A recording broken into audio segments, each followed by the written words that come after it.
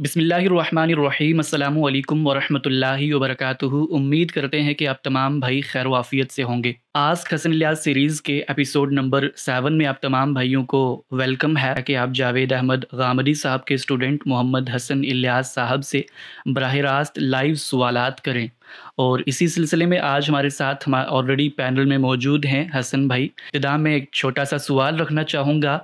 और कुछ हफ़्ते पहले प्रेसिडेंट ट्रंप की जानिब से इसराइल फ़िलिस्तीन कॉन्फ्लिक्ट के हवाले से एक स्टेटमेंट दी गई थी कि वो गज़ा में रहने वाले फ़िलिस्तीनी मुसलमानों को वहाँ से रीलोकेट करेंगे और हमास को वहाँ से कम्प्लीटली इरेडिकेट कर देंगे और फिर फ्यूचर में उस गज़ा स्ट्रिप को अपने मफादात के लिए रीबिल्ड करेंगे। तो ज़ाहिर सी बात है ये ऐसा इक़दाम किया जाना था जिस पर बहुत से दुनिया भर से बहुत सी मज़म्मत की गई। जब इसी हवाले से आपने उस्ताद गामदी साहब से सवालात किए और उनसे मज़म्मत पर इसरार किया तो उस पर उन्होंने कमेंट किया था कि मेरी मज़म्मत करने या फिर ना करने से कोई फ़र्क नहीं पड़ता। जिन लोगों के पास ताकत है, जिन लोगों के पास वसाइल है, आखिर में फ़ैसला उन्हीं का होगा। तो गामदी साहब की इसी स्टेटमेंट पर उन मौसूफ़ ने ये तबसरा किया कि आपकी मज़म्मत करने से पहले तो ये होगा कि आप एक अच्छे इंसान साबित होंगे। जो आपके अंदर एक अच्छा इंसान है वो सामने आएगा और दुनिया को पता चलेगा कि आप एक बहादुर शख्सियत हैं। मज़ीद उन्होंने ये भी कहा और तंज़ किया कि आप चूँकि अमेरिका में बैठे हुए हैं तो क्या मजाल है कि आप वहाँ की स्टेट पॉलिसीज़ से इख्तलाफ करें। और फिर मज़ीद उन्होंने वही जो रवायती तरीक़ा वारदात है उनका कि आपको और इंजीनियर साहब को रैंड कॉर्पोरेशन ने मुंतखब करके इस वजह से लॉन्च किया है कि आप मुसलमानों के अंदर जो थोड़ी सी गैरत अभी बाकी है उसे ख़त्म कर दें और मुसलमानों को ट्रांसजेंडर बना दें। और वो मज़ीद ये भी कहते हैं कि आपकी ये इन्फीरियर साइकोलॉजी की अप्रोच कि वो अमेरिका, इसराइल जितना भी हमें मारता रहे, हमने कुछ भी जवाब में नहीं कहना उनको। ये अप्रोच जो है आपको कहीं न कहीं बेवफ़ा बना देती है और आप लोग ही हमारे असल दुश्मन हैं और क़यामत के रोज़ भी आप लोगों का हशर उन्हीं बेवफ़ाओं और गद्दारों के झंडे के नीचे होगा। तो ये पूरी की पूरी कमेंट्री उन मौसूफ़ की जानिब से की गई है। तो इसी हवाले से मैं चाहूँगा कि इस पूरे तबसरे के पीछे एक फ्रस्ट्रेशन नज़र आती है।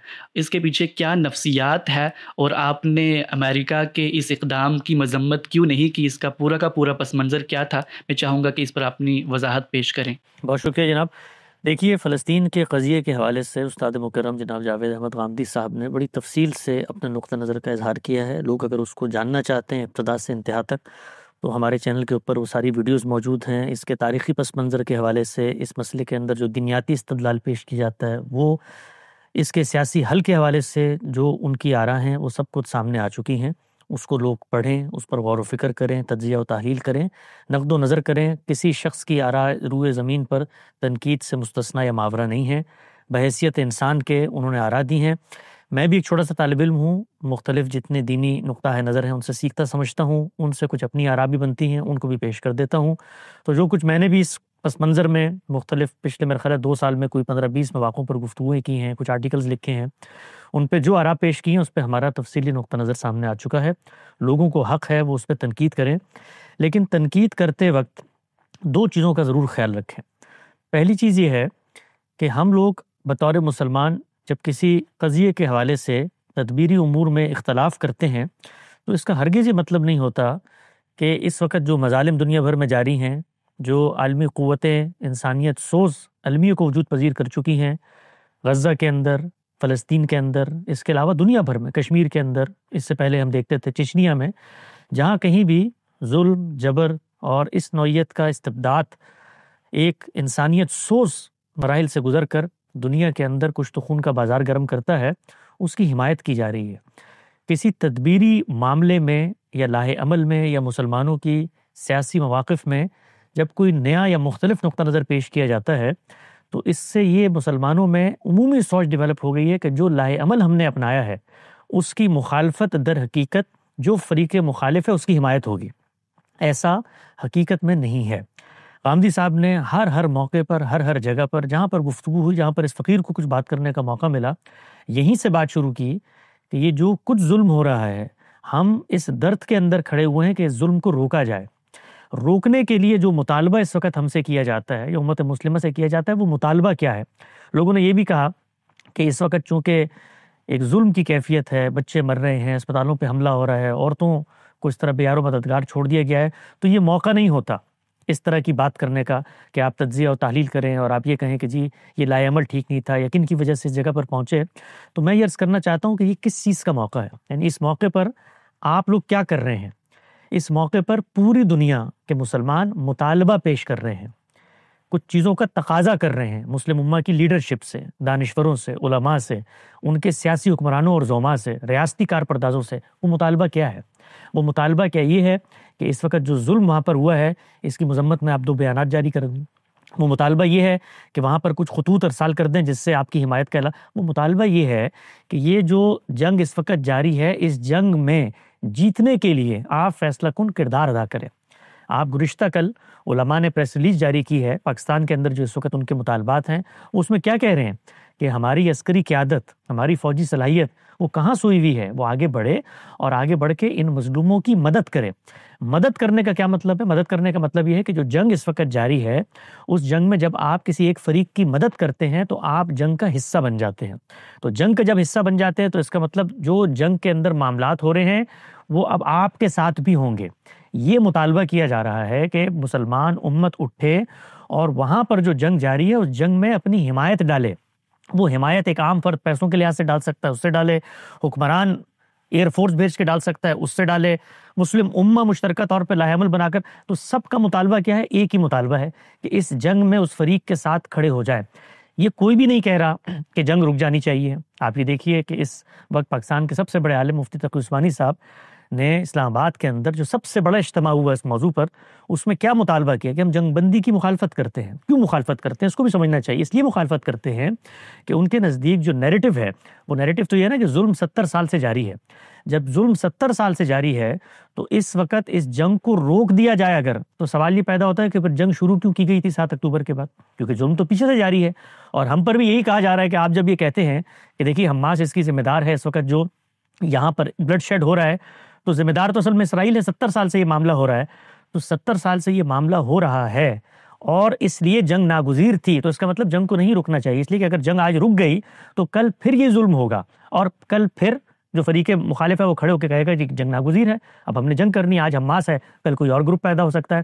تو اس کا مطلب یہ ہے کہ امت مسلمہ یہ کہہ رہی ہے کہ جنگ تو ہونی چاہیے تھی، ناگزیر تھی، اس کی ضرورت تھی۔ ایک طرف سے ظلم اور جبر کا اس قدر پہاڑ توڑ دیا گیا کہ اب کوئی رستہ نہیں بچا تھا۔ تو جب رستہ نہیں بچا تھا تو امت مسلمہ سے مطالبہ کیا کیا جا رہا ہے؟ جو مطالبہ کیا جا رہا ہے اس مطالبے کے اوپر میں نے گزارشات پیش کی۔ میری جو حالیہ ویڈیو سامنے آئی جس میں مختلف لوگوں نے بہت شدید تنقید کی اور یہ کہا کہ یہ تو اصل میں مظلوم کی حمایت سے دور رہ کر ظالم کا ساتھ دینا ہے۔ تو میں نے تو جس چیز کا جواب دیا ہے وہ امت مسلمہ سے اس مطالبے کا جواب دیا ہے۔ کیا یہ مطالبہ نہیں کیا جا رہا؟ کیا مطالبہ کیا جا رہا ہے مجھے بتائیں اس وقت؟ یہی مطالبہ ہے نا کہ اس جنگ میں آپ اپنی حمایت ڈالیں۔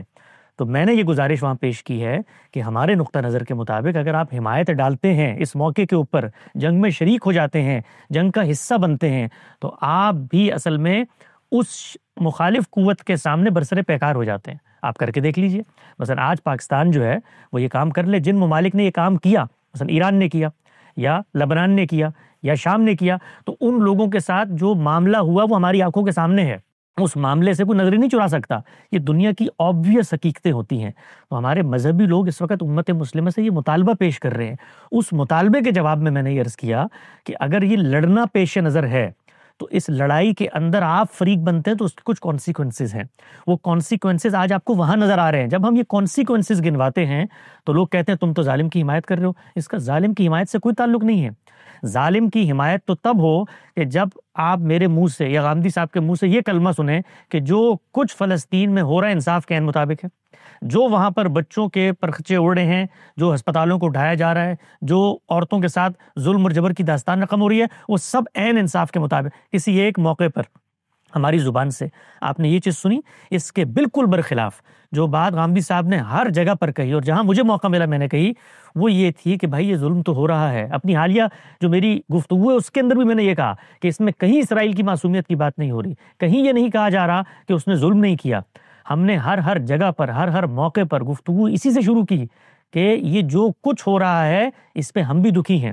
کون شخص ہوگا اس دنیا کے اندر مسلمان ہونے سے درکنار، یعنی وہ اگر یہودی بھی ہو کوئی، اس کے اندر اللہ نے فطرت سلیمہ رکھی ہو، وہ مسیحی بھی ہو، وہ انسان ہو، اس کا دل روئے گا اس صورتحال کے اوپر، ہر شخص کا دل روتا ہے، لیکن اس دل رونے کا کیا یہ مطلب ہے کہ جو کچھ لاہ عمل اپنایا گیا ہے، اسٹریٹجی اپنائی گئی ہے، اس اسٹریٹجی کے اوپر تنقید نہ کی جائے؟ اور آپ کہتے ہیں یہ موقع نہیں ہے، تو بھائی کون سا موقع ہے؟ آپ بتائیے کہ اسی اسٹریٹجی کے امتداد کی تو دعوت دی جا رہی ہے، اسی اسٹریٹجی پر ایک تنظیم نے عمل درآمد کیا تھا، پوری امت مسلمہ کو دعوت دی جا رہی ہے کہ اسی اسٹریٹجی پر عمل درآمد کرے، وہ جنگ کے اندر شریک ہو جائے، لوگوں کو کہا جا رہا ہے کہ آپ اپنی مالی امداد کریں۔ کل میں سن رہا تھا کہ گولیاں ختم نہیں ہونی چاہیے، لوگ چندے کر رہے ہیں، امدادیں کر رہے ہیں، کس چیز کی امداد؟ جنگ لڑنے کی امداد کر رہے ہیں۔ تو اگر جنگ لڑنی ہے تو سچائی سے بولیں تو صحیح کہ ہم جنگ لڑنے جا رہے ہیں، اگر جنگ نہیں لڑنی تو پھر اس کا مطلب آپ بھی ایک لاہ عمل دے رہے ہیں۔ مثال کے طور پہ جن صاحب کا آپ نے ذکر کیا، انہوں نے اپنی گفتگو میں یہ فرمایا ہے کہ ہمیں اپنی ایئر اسپیس استعمال کرنے کی اجازت دینی چاہیے، مثال کے طور پہ ہمیں بائیکاٹ کر دینا چاہیے۔ تو اس پہ اگر میں آگے بڑھ کے کہوں، یہ کتنی بزدلی کی بات ہے۔ یعنی ایک طرف ہمارے مسلمان بچے اور مسلمان بہنیں وہ خون سی ندیاں وہاں پر بہائی جا رہی ہیں، اور آپ کا اتنا ضمیر کمزور ہو گیا ہے کہ آپ کہہ رہے ہیں ایئر اسپیس نہیں اجازت دینی چاہیے، آپ کہتے ہیں بائیکاٹ کی اجازت دیں۔ بھائی آپ کو تو جا کے لڑنا چاہیے۔ تو اگر میں یہ کہوں جواب میں کہ دیکھیے یہ اس کا مطلب یہ ہے کہ یہ اسرائیل کا مقابلہ کرنے میں سنجیدہ نہیں ہے، اس کا مطلب یہ ہے کہ یہ ان عالمی طاقتوں کے خاتمے میں سنجیدہ نہیں ہے، کیا یہ میں کہنے میں حق بجانب ہوں گا؟ اگر میں یہ کہوں گا تو لوگ کہیں گے کہ تمہارا ذہنی توازن خراب ہو گیا۔ بھائی وہ تو اپنے لحاظ سے مزاحمت کی بات کر رہا ہے، تو ہم آگے بڑھ کے یہ کہتے ہیں کہ یہ جو کچھ مزاحمت کی اسٹریٹجی آپ نے اپنائی ہے وہ قابل عمل نہیں رہی۔ اگر قابل عمل رہی ہوتی تو اس کے کچھ نتائج ہمارے سامنے آتے، وہ نتائج کے ہمارے سامنے آ گئے۔ آپ کو پتہ ہے کہ ان مغربی ممالک کی معلوم تاریخ کے اندر جو سب سے بڑی عوامی احتجاجی مظاہرے ہوئے وہ کس پہلو سے تھے؟ وہ عراق کی جنگ پہ تھے۔ آپ برطانیہ کی تاریخ اٹھا کر دیکھیں 2004-05 کے بعد سے، اور آپ یہ صورتحال دیکھیں امریکہ کے اندر لاکھوں لوگ شریک ہوئے، احتجاج کیا، سب کچھ کر دیا، لیکن کیا اس کے نتیجے میں ان عالمی طاقتوں کے جو مفادات تھے وہاں پر انہوں نے جنگ کو چھیڑنا تھا، اس کا خاتمہ ہو گیا۔ غامدی صاحب جب یہ جملہ کہتے ہیں کہ بھائی مذمت کے 2 الفاظ کہنے سے مسئلہ حل نہیں ہوگا، تو اس سے مراد کیا ہوتی ہے؟ جب وہ یہ کہتے ہیں کہ طاقت کا کھیل ہے اور طاقت فیصلہ کن ہو جاتی ہے، تو اس سے ان کی مراد کیا ہوتی ہے؟ مراد یہ ہوتی ہے کہ ہم سب دکھی ہیں بھائی، ہم سب خون کے آنسو روتے ہیں، لیکن اس خون کے آنسو رونے سے مسئلہ حل ہو جائے گا، یہ کہا جاتا ہے۔ یعنی یہاں پر کہیں نہیں کہا جاتا کہ ہم تو ظالم کے ساتھ کھڑے ہیں، ہم یہ بتانے کی کوشش کرتے ہیں کہ جو طریقہ کار اختیار کیا گیا ہے اس کے نتیجے میں بتدریج ہمیں جو کچھ حاصل تھا اس کا بھی خاتمہ ہو گیا۔ آپ یہ کہتے ہیں کہ نہیں جی جنگ ہی واحد ناگزیر رستہ تھا، تو اگر جنگ ہی واحد ناگزیر رستہ تھا تو پھر اس کے جو نتائج نکلتے ہیں اس کے لیے ہمیں ذہنی طور پہ تیار ہونا چاہیے۔ اور آپ کا یہ ہم سے مطالبہ اگر ہو کہ سب لوگ ان نتائج کو بھگتنے کے لیے تیار ہو جائیں، تو اپنے آپ سے یہ سوال کریں کہ کیا کوئی ایسی آواز نہیں ہو سکتی دنیا کے اندر جو یہ توجہ دلائے کہ بھائی یہ موقع نہیں ہے جنگ کا، اس وقت آپ کی صلاحیت نہیں ہے، آپ کی طاقت نہیں ہے، آپ کو امن کا وقفہ چاہیے ہے، اس صورتحال کے اندر جو کچھ تھا آپ کے پاس وہ بھی آپ کے پاس سے چلا گیا، تو کیا یہ بہتر نہیں تھا کہ اپنے لاہ عمل پر، اپنی تدبیر پر دوبارہ سے غور و فکر کریں؟ اس پورے قضیے کے اندر آپ مجھے بتائیے کہ کون سی ایسی جگہ ہے کہ جہاں پر ظالم کی حمایت پیدا ہو رہی ہو؟ بھائی مظلوموں کو مرنے سے بچانے کی استدا ہے، مظلوموں کو بچانے کی ایک تمنا ہے، ایک آرزو ہے، ایک دل سوزی ہے۔ آپ کے خیال میں اس وقت 2 جذباتی تقریریں کر کے کہ ہم عوامی حمایت حاصل نہیں کر سکتے؟ یعنی ہمارا مکتبہ فکر تو ویسے ہی اپنے اجتہادات کی وجہ سے ہر وقت ہدف تان بنا ہوتا ہے، 2 جملے کہنے ہیں، 4 جذباتی تقریریں کرنی ہیں، کیا اس موقع پر یہ ہمارے لیے کوئی نفع کا سودا ہے کہ سب لوگ اٹھ کے ہمیں گالیاں دیں اور کہیں کہ یہ تو غدار ہیں اور یہ تو امریکہ میں جا کر اس کی گود میں بیٹھ گئے اور یہ ہو گیا اور وہ ہو گیا، کہ ہم یہ جذباتی؟ کون شخص یہ چاہتا ہے کہ اپنی عزتوں کو اس طرح مجروح کرے؟ کون شخص یہ چاہتا ہے؟ کون سا طبقہ، کون سا فریق یہ چاہے گا؟ صرف وہ شخص اور وہ فریق اور وہ طبقہ ایک جس کے دل میں امت کا اصل درد ہے، جس کے دل میں اپنی ملت کا اصل سوز ہے، اور وہ یہ بتا رہا ہے، سب لوگوں کی مخالفت میں جا کر یہ بتا رہا ہے کہ اس سے تمہیں کچھ حاصل نہیں ہوا۔ اور میں آپ کو یہ بتانا چاہتا ہوں کہ چند دن نہیں گزریں گے، چند مہینے نہیں گزریں گے، یہ ساری کی ساری صورتحال ماضی کا ایک قصہ بن جائے گی۔ میں نے جس وقت شعور کی آنکھ کھولی ہے، میں نے پاکستان کے اندر جس وقت امریکہ نے حملہ کیا افغانستان میں، اپنے مدرسے سے ہزاروں کی تعداد میں نوجوانوں کو نکلتے ہوئے دیکھا کہ وہ لڑنے کے لیے جا رہے ہیں، ایک عالمی قوت سے لڑنے کے لیے جا رہے ہیں۔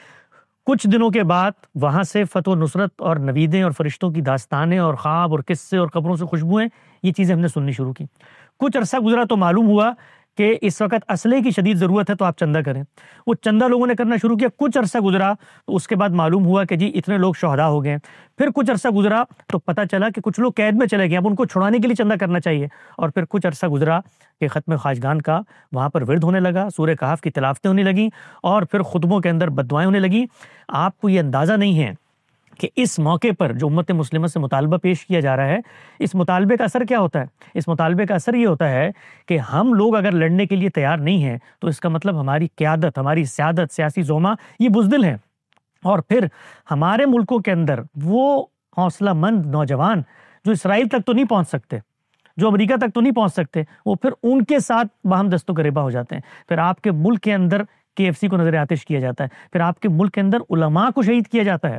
یہ وہی علماء ہیں حالیہ دنوں میں, ہم یہی تو درد دے کر اٹھے ہوئے سوسائٹی میں, یہی تو رونا رو رہے ہیں کہ یہی علماء تھے جو افغانستان کے اندر اس جہاد کی حمایت کرتے تھے, لیکن جب صورتحال پاکستان کی طرف آئی, مخالفت کی, تو اپنے لوگوں کو ذبح کرنا شروع کر دیا انہی مسلمان مومن بھائیوں نے. تو آپ دیکھیں گے کہ اس وقت جو فضا پیدا کی جا رہی ہے, اس فضا کے اندر ہمارے ملک کے اندر اس طرح کے مسائل پیدا ہوں گے. ایک دو نسلیں اس محرومی کے جذبے سے جئیں گی اور اس کے اتنے خطرناک نتائج نکلیں گے. تو اگر یہ موقع نہیں ہے اس موقع پر کہ جس وقت آپ پوری امت سے مطالبہ کر رہے ہیں کہ جا کے جنگ میں شامل ہو, جنگ کی حمایت کرے اور لڑنے کے لیے تیار ہو, تو آپ کے خیال میں اگر آپ لڑنے کے لیے تیار ہوں گے, جنگ کی حمایت کریں گے, تو جو فریق مخالف ہے وہ آپ کو اپنا محسن سمجھے گا, دوست سمجھے گا, وہ آپ کو بھی دشمن سمجھے گا. اور جو کچھ اس نے وہاں کر ڈالا ہے وہ آپ بھی اپنے اوپر کروانے کے لیے اس کو آمادہ کر لیں گے. تو ہم جب بھی اس موضوع پہ بات کرتے ہیں, اس پس منظر میں کرتے ہیں, اس چیز کو پیش نظر رکھ کے کرتے ہیں, اور یہ بات جو کہی جاتی ہے مسلمانوں کی جانب سے کہ یہ امریکہ میں بیٹھے ہوئے ہیں اور عالمی سامراج اور قوتوں کے ساتھ ان کے تعلقات ہیں, میں اپنے مسلمان بھائیوں سے پوچھنے کی جسارت کرتا ہوں کہ اگر تدبیر کا اختلاف آپ لوگوں کو اتنا برا لگتا ہے اور اپنی اسٹریٹجی کی ناکامی کی فرسٹریشن آپ لوگوں کو اتنا ڈپریس کر دیتی ہے کہ کسی شخص کی یہ گفتگو سننا آپ کو گوارا نہیں ہے کہ ہم اس وقت جس صورتحال میں پہنچ چکے ہیں اس میں ہمارے اپنوں کا کیا کردار ہے. اسرائیل مجھ سے مشورہ کر کے گفتگو کرتا ہے, آپ کہتے ہیں اسرائیل کو گالی دو, امریکہ کو گالی دو. بھائی امریکہ کو گالی دینا مسئلے کا حل ہے؟ گالی دے یعنی گالیاں دے دے کے گلے خشک ہو گئے مسلمانوں کے, مسئلے کا حل نکلا؟ یعنی آپ ہمیں بھی اس صف میں لا کے کھڑا کرنا چاہتے ہیں کہ تم بھی گالیاں دو, تم بھی اس کو برا بھلا کہو, تم بھی متون کہو, تاکہ تمہارے سننے والے بھی اسی جذباتیت میں مبتلا ہوں اور اسی نفرت کی لہر میں چیزوں کا تحلیلی انداز میں تجزیہ اور مطالعہ نہ کر سکے. کوئی لوگ تو امت کے اندر ہوں جو لوگوں کو صحیح رخ دکھا سکیں, جو لوگوں کو بتا سکیں کہ یہ پالیسی کامیاب نہیں ہو رہی. تو اس کا اس سے کیا تعلق ہے کہ غامدی صاحب جب یہ فرماتے ہیں کہ مذمت کے دو لفظ کہہ دینے سے مسئلہ حل ہوتا ہے, وہ مذمت تو ان کے دل میں خون کے آنسوں کی طرح روتے ہیں. یعنی انہوں نے اس وقت, آپ پڑھیے ذرا ان کی کتاب خیال و خامہ میں, جس وقت امریکہ نے حملہ کیا عراق پہ, ان کی نظم پڑھیے, لکھا ہے انہوں نے, بتایا ہے کہ ہم ان لوگوں کا درد محسوس کرتے ہیں. تو درد محسوس ان کے دل میں زیادہ ہوتا ہے جو اپنوں کی گالیاں کھانے کے باوجود ان کو بچانے کی راہ عمل دے رہے ہیں. یہ درد ان کے دل میں زیادہ پیدا ہوتا ہے جو اپنے ملکوں میں بیٹھے ہوئے ہیں اور بیٹھ کر اپنی جانوں کو محفوظ رکھ کر وہ تدابیر بتا رہے ہیں جن میں ان کی جان پر کوئی حرف نہ ہے. کل آپ دیکھیے پاکستان کے اندر جو ریسٹورنٹس کو جلایا گیا, آج پولیس اعلان کرے کہ جن مجاہدین نے یہ کام کیا ذرا سامنے آئے, ایک شخص نکلنے پر آمادہ نہیں ہوگا, کوئی آ کر اپنا نام نہیں لکھوائے گا میں نے یہ کام کیا. تو یہ جو جذبہ ایمانی ہے, اگر تو یہ جذبہ ایمانی دین کے لیے ہے تو بھائی دین کے مزاج کو شریعت کی روشنی میں سمجھنے کی ضرورت ہے. ہم لوگ, اللہ تعالیٰ نے بتایا ہے کہ اس کے پابند ہیں, اس میں جہاد و قتال کی شرائط موجود ہیں. اپنی طاقت کا جائزہ لینا ہے, آپ نے دیکھنا ہے کہ اس کے بعد صورتحال میں کیا تبدیلی آتی ہے. لوگ کس سے سنا رہے ہیں کہ بھئی بدر کے اندر بھی اگر یہ لوگ ہوتے, احد کے اندر بھی اگر یہ لوگ ہوتے تو عبداللہ بن ابی والا کردار ادا کر رہے ہیں. تو میں سوال پوچھتا ہوں آگے بڑھ کے کہ بدر کے اندر فرشتے اترے تھے نا, تو یہاں کیوں نہیں اترے فرشتے؟ کہاں ہیں فرشتے؟ کہاں ہے اللہ کی نصرت؟ کہاں ہے اللہ کی مدد؟ میں نے گزشتہ دنوں بھی ایک گفتگو میں یہ بات بیان کی تھی اور میں اللہ کو حاضر جان کر یہ عرض کرتا ہوں, میں ان لوگوں سے ملا ہوں, میں نے مذہبیت کی کوکھ میں آنکھ کھولی ہے, ان جہادی تنظیموں کی حمایت میں نعرے لکھے ہیں. آپ کو کبھی موقع ملے ضرب مومن نکالیے, 20 کی تعداد میں اس میں آرٹیکل چھپے ہوئے ہیں. اسی جذبہ اور حمیت کے ساتھ ہم کھڑے ہوئے تھے. ان لوگوں کو دیکھا ہے, اس صورتحال کو دیکھا ہے. افغانستان کے اندر جس وقت دشت لیلہ کے صحراؤں میں ہزاروں لوگوں کو کنٹینر میں بند کر کے ان کے اپنے حبس اور پسینے میں ڈبو کے مار دیا گیا, اور جو بقیہ قیدی تھے جیلوں میں جس طرح سے وہ رہے, وہ چیختے تھے, پکارتے تھے کہ کہاں ہے خدا کی مدد, کہاں ہے خدا کی نصرت؟ تو میں ان لوگوں کو کہتا ہوں جو یہ آیتیں پڑھ پڑھ کے لوگوں کو جذباتی کر رہے ہیں، وہ اس چیز کا جواب دیں کہ بدر میں تو فرشتے اترتے نظر آئے تھے، تو یہاں پر کیوں نظر نہیں آئے؟ یہاں پر کیوں اللہ کی حمایت حاصل نہیں ہوئی؟ اس لیے کہ وہاں پر جو اصول تھا اس کو آپ غلط سمجھے ہیں. وہ اللہ کا پیغمبر کھڑا ہوا ہے، وہاں پر بھی طاقت کا کچھ نہ کچھ توازن ہے، خود قرآن مجید بتاتا ہے اس توازن کے بارے میں. تو یہاں پر کیا صورتحال ہے؟ یعنی ایک جگہ پر میسور ایک چھوٹی سی ریاست ہے جس کے ہاں بجلی تک اس مخالف قوت کے ہاں سے آتی ہے، جس کے ہاں معیشت چلانے کے لیے اس مخالف قوت کے گھر میں جا کر مزدوری کر کے لوگ واپس آتے ہیں. وہ اگر گرد و پیش کی ریاستوں سے مدد لے کر ایک حملہ کرتی ہے، وہ ریاستیں آج کہاں ہیں؟ آپ مجھے بتائیے. کیا ایران اس کے بعد حملہ آور ہو گیا اسرائیل کے اوپر؟ کہاں ہیں وہ ریاستیں جو اس چیز کی حمایت کرتی تھیں؟ تو یہ بات سمجھنے کی ہے، اس درد دل کے ساتھ سمجھنے کی ہے کہ جس طرف مسلم امہ کو جھونکا جا رہا ہے وہ ہماری نسلوں کی بربادی کا سبب بنے گی. اور اس وقت ایک نسل ہم گنوا بیٹھے ہیں وہاں پہ، یعنی 50,000 لوگوں کے بعد کہ وہ لوگ وہاں پر ختم ہو گئے. ظالم نے ظلم کیا، لیکن ہم لوگوں نے اس ظلم کرنے کی راہ ہموار کی کہ نہیں کی؟ سوال یہ ہے. جب ہم کہتے ہیں راہ ہموار کی تو اس سے کیا مراد ہے؟ اس سے مراد یہ نہیں ہے کہ ظالم کو ہر چیز کی بلینک چیٹ مل گئی. راہ ہموار کرنے کا مطلب یہ ہوتا ہے کہ کیا جو کچھ ہمیں حاصل تھا ظالم کے ظلم سے ہم نے اپنے آپ کو محفوظ رکھنے کے لیے وہ لائے عمل اپنایا؟ جو مثال کے طور پہ امکانات پیدا ہوئے، اور یہ پہلی جنگ ہے جو 70 سال میں لڑی گئی، 4 ممالک نے مل کے جنگ لڑی ہے. اور کبھی موقع ملے آپ کو تو پڑھیے گا، مولانا مودودی صاحب کی صاحبزادی نے اپنے والد کی یاداشتوں میں کتاب لکھی ہے. اس میں لکھا ہے کہ اس زمانے میں جو لوگ لڑ رہے تھے ان ممالک کی ایئر فورس میں، ان کو یہاں کے علماء رسالت مآب صلی اللہ علیہ وسلم سے خواب میں ملاقات کے قصے سنا رہے تھے اور فتح و نوید کی پورے اندیے دے رہے تھے. لیکن کیا ہوا اس کے بعد؟ تو بات سمجھنے کی ہے، بات غور و فکر کی ہے. امت کا اگر خون بہہ رہا ہے تو وہ لوگ اس امت کے سب سے بڑے محسن ہیں جو امت کی گالیاں مول لے کر لوگوں کو حقیقت سے روشناس کرانے کی کوشش کر رہے ہیں، لوگوں کو یہ بتانے کی کوشش کر رہے ہیں کہ دنیا کے اندر کن کی حکومت ہے، وہ کیسے معاملات کرتے ہیں. ابھی آپ دیکھیے کہ یہ عالمی نظم کیا چیز ہوتا ہے. ایک اعلان کیا ہے یہاں کے صدر نے ٹیرف کا، پوری دنیا ہل کے رہ گئی ہے. لوگ ان سے مطالبات کر رہے ہیں کہ اس کے نتیجے میں ہماری معیشت تباہ ہو جائیں گی. کیسے تباہ ہو جائیں گی؟ آپ تو آزاد تھے، آپ تو خود مختار تھے. یہ خود مختاری اور یہ آزادی یہ حقیقت کی دنیا میں بھی پائی جاتی ہے؟ سوال یہ ہے. تو یہ احتجاج، یہ تحریکیں، ہندوستان کے اندر تحریک خلافت سے بڑی کوئی احتجاجی تحریک تھی؟ ہندو مسلمان اس میں شریک ہو گئے کہ ہم نے اس کے نتیجے میں سلطنت عثمانیہ کے زوال کو بچا لیا. کیا اس طریقے سے معاملات ہوتے ہیں؟ تو غامدی صاحب نے اس درد دل کے ساتھ یہ بتانے کی کوشش کی ہے کہ طاقت اندھی ہوتی ہے، طاقت بہری ہوتی ہے، اس کے سینے میں دل نہیں ہوتا، اس کی آنکھ میں حیا نہیں ہوتی. اس سے معاملہ کرنے کے لیے ہم نے دیکھنا ہوتا ہے کہ ہم کہاں کھڑے ہوئے ہیں. تو اگر امت مسلمہ کو یہ محسوس ہوتا ہے کہ وہ اس طریقے سے فتح پا سکتی ہے تو وہ ضرور فتح پائے. اور اس طرح کے احتجاج، اس طرح کے بائیکاٹ، اس طرح کے جلاؤ گھیراؤ، اس طرح کے مذمتیں، اس طرح کی قراردادیں منظور کرنے سے ان کے جذبوں کو تسکین ہوتی ہے. تو ہماری دعائیں ان کے ساتھ ہیں. اگر اس کے نتیجے میں تبدیلی آ جاتی ہے تو بھائی ہم بھی پیچھے کھڑے ہوتے ہیں آپ کے. تبدیلی نہیں آئی نا. رونا کیا ہے؟ رونا یہ ہے کہ تبدیلی نہیں آ رہی، کشمیر میں نہیں آ رہی، جو کچھ حاصل تھا وہ بھی چلا گیا. ہم یہ کہہ رہے ہیں کہ تبدیلی یہاں پر بھی نہیں آئی. آپ دیکھ لیں کہ 70 سال کے اندر وہ ظالم کو ظلم سے روکنے کے لیے کیا ہم نے کوئی ایسی تدبیر اپنائی؟ ہمیں جو مواقع ملے تھے، مثال کے طور پہ 2 اسٹیٹ سولوشن تھا، کہا جی وہ بھی نہیں مانتے 2 اسٹیٹ سولوشن کو، تو ہم مانیں؟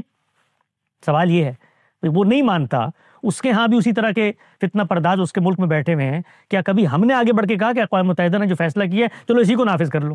کیا ہماری مذہبی قیادت اس پر کھڑی ہوئی تھی؟ کیا وہ پوری دنیا کو اس کا درس دیتی تھی کہ مانو کہ ہم مغلوب ہو چکے ہیں، مانو کہ عالمی قوتوں نے ایک خطے کو میں ایک قوم کو لا کر بٹھا دیا ہے، جبرن بٹھا دیا ہے، زبردستی بٹھا دیا ہے، چلو اس وقت طاقت نہیں ہے. یہ دن بدلتے رہتے ہیں. عالمی سامراج کوئی خدا کا بنایا ہوا نہیں ہے، یہ خدا نہیں ہے دنیا میں بیٹھے ہوئے امریکہ اور اسرائیل، یہ بھی تبدیل ہوں گے. لیکن وقتی لاہ عمل تدبیر کے اندر کیا کبھی ہم اس میں بھی آئے کہ ہم اپنے حالات کی رعایت سے سوچیں؟ کل ممکن ہے کوئی دوسری عالمی قوت بن جائے، وہ ہمیں خطہ واپس لے کر دے دیں. کیا یہ خطہ ہمارے ہاتھ سے ماضی میں نہیں گیا؟ تو ہم جب یہ بات کرتے ہیں تو اس بات کو مسلمانوں کا مسئلہ کیا ہے، مسلمانوں کا المیہ یہ ہے، تردد یہ ہے کہ ان کو نہ دین کے باب میں کسی اختلاف کو گوارا کرنے، کسی تنقیدی فکر، کسی نئی سوچ کو برداشت کرنے کی تربیت دی گئی ہے، نہ سماج، دنیا، سیاست اور تدبیر کے معاملات میں کسی اختلاف کو گوارا کرنے کی. ہم دیکھتے ہیں بلیک اینڈ وائٹ میں چیزوں پر. اور اس بلیک اینڈ وائٹ میں جو شخص ہمارے ساتھ کھڑا ہوا ہے وہ شخص ہمارا حمایتی ہے ورنہ وہ ظالم کا حمایتی ہے۔ تو میں صرف یہ عرض کرنا چاہتا ہوں، یہ وقت کی بات ہے، کچھ وقت گزرے گا، ہمیں پتہ ہے اس وقت جو کچھ ہم کہہ رہے ہیں یہ اجنبی آواز ہے، یہ وقت گزرے گا اور یہ آوازیں جن جن لوگوں نے ماضی میں اٹھائی ہیں، لوگوں نے صدیوں کے بعد ان کو اپنی ملت کا محسن و مہربان سمجھا ہے۔ اسی ہندوستان کے اندر جو کچھ ہمیں حاصل تھا، کیا 1857 کی جنگ آزادی کے بعد وہ کچھ ہمیں حاصل رہا؟ یعنی اس کے بعد 100 سال جو غلامی کے ہم نے گزارے، تو ہمیں غلامیوں میں جانا اور غلام بننے کے لیے اپنے آپ کو آمادہ کرنا، اگر اس کی حسرت ہے تو غامدی صاحب نے اس کی طرف توجہ دلائی ہے کہ بھائی لڑ بھیڑ کے دیکھ لیا نا اپنے آپ کو حاصل کیا ہوا، اگر وہ حاصل لڑنے سے نہیں ہو رہا تو کوئی اور راہ عمل اپناؤ۔ تو اس طرح امت کے بڑے مفکرین، یہ محسنین، گالیاں کھانے کے باوجود بھی امت کو رستہ دیتے ہیں۔ آپ اس رستے سے مخالفت کی راہ اپناتے ہیں، آپ کو حق ہے، لیکن کسی کی نیت، کسی کے محرکات، کسی کی حمیت، ہمارے علماء دین میں اختلاف کرو تو کہتے ہیں بھائی ان کے تو عقیدے میں مسئلہ ہے، یہ راسخ العقیدہ نہیں ہے، ان کے پیچھے نماز نہیں ہوتی۔ سیاست میں اختلاف کرو تو یہ ملت کے غدار ہیں، یہ امریکہ کی گود میں جا کر بیٹھ گئے، یہ کام کرتے ہیں۔ اس امریکہ کے اندر ہم بیٹھے ہوئے ہیں، یہ میرا کیمرہ آپ کے سامنے ہے، میرے دائیں ہاتھ میں مولانا سید ابو العلا صاحب مودودی کی تصویر لگی ہوئی ہے، اس امریکہ کے اندر بیٹھے ہوئے ہم یہاں بیٹھ کر ان کا ذکر کرتے ہیں۔ وہ کون شخص ہے؟ وہ دین کی سیاسی تعبیر پیش کرتا ہے، غلبہ اسلام کی دعوت دیتا ہے، نظریوں سے اختلاف کرتے ہیں، اس کے باوجود عزت اور احترام سے سینوں پہ لگا کے پھرتے ہیں ان لوگوں کو۔ امت کا جو سب سے بڑا المیہ ہے وہ یہ کہ اپنے لوگوں کو کاٹنا، اپنے لوگوں کو نکالنا، اپنے لوگوں کو جو تمہیں کوئی راہ عمل دے سکتے ہیں ان کو اپنے آپ سے دور کرنا اور ان لوگوں کو لیڈرشپ کی جگہ پر لے کر آنا جو جذباتیت پیدا کرتے ہیں، نعرے لگاتے ہیں، احتجاج کرتے ہیں اور پھر آرام دہ گاڑیوں میں بیٹھ کر جا کے گھروں میں سو جاتے ہیں، اور اس کے بعد دنیا بھر میں ظلم ہوتا ہے، بچے مرتے ہیں اور آپ یہاں پر آئیں سسکیاں بھرتے ہیں۔ تو سوچنے کا مقام ہے، ہم سب کے لیے غور و فکر کا مقام ہے۔ لوگ یہ کہتے ہیں کہ جی یہ جو قضیہ ہے، اس قضیے میں تو 70 سالہ ظلم کی تاریخ اور داستان رقم ہے، کسی نے اختلاف کیا آپ سے؟ یعنی کبھی ہمارے منہ سے آپ نے سنا کہ یہ جو کچھ ہوا ہے؟ ہم تو اس سے آگے بڑھ کے کہتے ہیں بھائی کہ اسرائیل پوری دنیا کے اندر یہ جو ممالک کی لکیریں کھینچی گئی ہیں یہ کوئی عدل و انصاف کے اوپر ہیں؟ یہ پاکستان کی تقسیم کو عدل و انصاف کے اوپر ہے، یہ برما کی تقسیم کو عدل و انصاف کے اوپر ہے، یہ کردستان کی تقسیم کو عدل و انصاف کے اوپر ہے، افغانستان کی تقسیم کو عدل و انصاف کے اوپر ہے۔ عالمی سامراج نے جنگوں کے اندر فاتحین بن کے ملکوں کی لکیریں کھینچی ہیں، ان میں سے کون سی چیز انصاف کے تقاضے کے مطابق ہے؟ یہی چیز غامدی صاحب بتانے کی کوشش کر رہے ہیں۔ جب وہ یہ کہتے ہیں کہ طاقت اندھی ہوتی ہے تو یہ کیا طاقت کے اندھے پن کی حمایت ہوتی ہے؟ کیا یہ کہا جا رہا ہوتا ہے کہ اب کوئی اخلاقیات نہیں ہے؟ لوگوں نے لکھا کہ غامدی صاحب نے کہا کہ جی طاقت اندھی ہوتی ہے تو اس کا مطلب یہ ہے کہ یہ کسی اخلاقیات کو نہیں مانتے۔ وہی وہ آگے سے یہ بتا رہے ہیں کہ جب کوئی اندھا ہو جائے اور لاٹھی مار رہا ہو تو اپنے آپ کو بچایا جاتا ہے، اپنا تحفظ کیا جاتا ہے۔ اخلاقیات میری ہے نا، میری اخلاقیات ان کی اخلاقیات کیسے بن سکتی ہیں؟ کل میں نے دیکھا ایک بڑے مذہبی عالم ایک جگہ کھڑے ہو کے تقریر کر رہے تھے اور انہوں نے کہا کہ ٹھیک ہے نا حماس نے 1200 بندے مارے تو اسلام تو یہ کہتا ہے کہ جتنا آپ پر ہو اس کی جزا لے، آپ بھی 1200 بندے مار دیتے۔ وہی اسلام پہ تو میں عمل کرتا ہوں نا، میں عمل درآمد کرتا ہوں اسلام پر، وہ اس کو کون سکھائے اسلام پر عمل درآمد کرانا؟ تو اس موقع پر آپ کیا بتاتے ہیں؟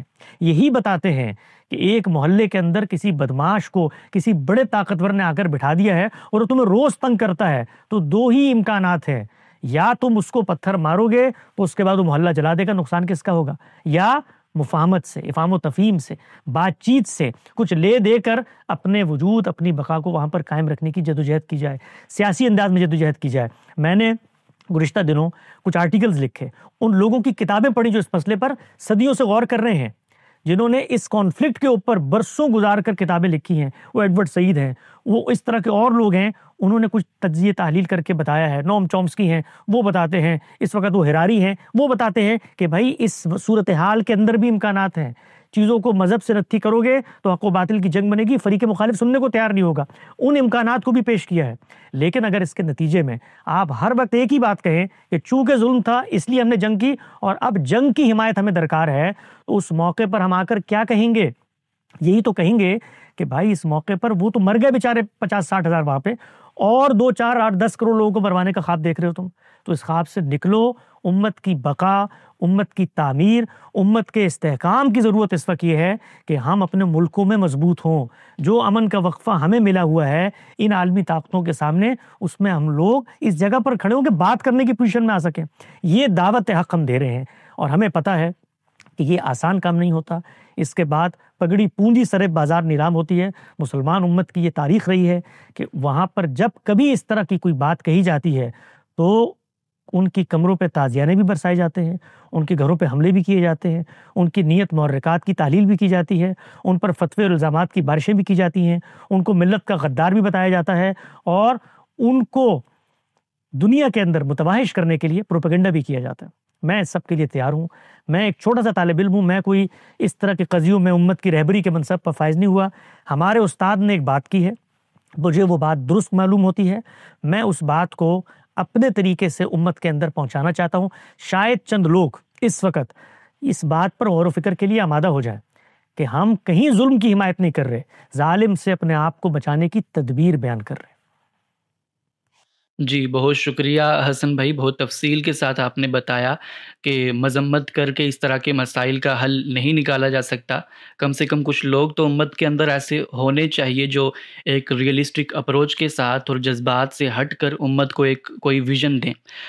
حسن بھائی، دوسری جانب سے ایک اور چیز بیان کی جاتی ہے اور بہت سے بھائی اسے کمنٹ بھی کر رہے ہیں کہ ہم نے بھی یہ دیکھ لیا، ہم نے بہت سی جنگیں کی ہیں اسرائیل کے ساتھ اور اس کے کچھ نتائج ہم نے بہتر نہیں دیکھے، تو چلے ہم بھی وار ڈکلیئر کرنے کی تدبیر نہیں بتا رہے، لیکن کم سے کم آپ جیسے اسکالرس کو سامنے آ کر عوام کو یہ بتانا چاہیے کہ ہم سب مل کر، اگر اتنے 2 بلین کے اراؤنڈ مسلمان ہیں، جب اسرائیلی پروڈکٹس کو بائیکاٹ کریں گے، ان کے ساتھ جو ہمارے ڈپلومیٹک ریلیشن ہیں ان کو بریک کریں گے، جو ہمارے ٹریڈ ریلیشنس ہیں ان کو ختم کریں گے، اور ایون جو ہمارے سی روٹس ہیں اس پر پابندی لگائیں گے، تو کم سے کم ہم اس پوزیشن پہ تو ہوں گے کہ ہم اسرائیل کو اس کے گھٹنوں پر لا سکیں.